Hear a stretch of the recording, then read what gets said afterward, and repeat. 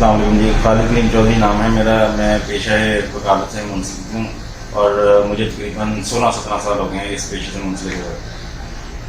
मैं सिविल और family cases करता हूँ।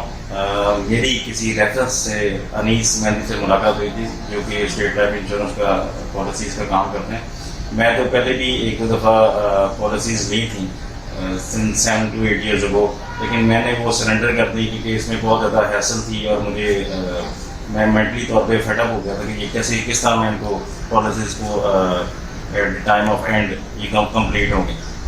तो जब अनीस साहब से मुलाकात हुई तो उन्होंने मुझे दोबारा गाइड किया और अब मैं 3-4 साल से अनीस साहब के साथ मैंने 2018-19 से पॉलिसीज़ ली हैं 2, और वो मेरी कंटिन्यू है और मुझे अब कोई किसी किस्म की हार्डशिप फेस नहीं करनी पड़ती।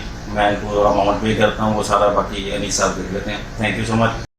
जिंदगी का हर मोड़ यूं लगता है जैसे कल की बात है। साल, महीने, दिनों और घंटों की तरह गुजरते हैं।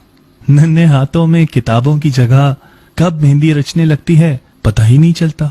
जिंदगी का हर मोड़ कल की बात लगती है, तो फिर क्यों ना आज ही से आने वाले कल की तैयारी करें। कहीं ये भी गुजरा हुआ कल ना बन जाए। स्टेट लाइफ की बीमा पॉलिसी, आज से लेकर आने वाले हर कल तक का तहफ़्फ़ुज़।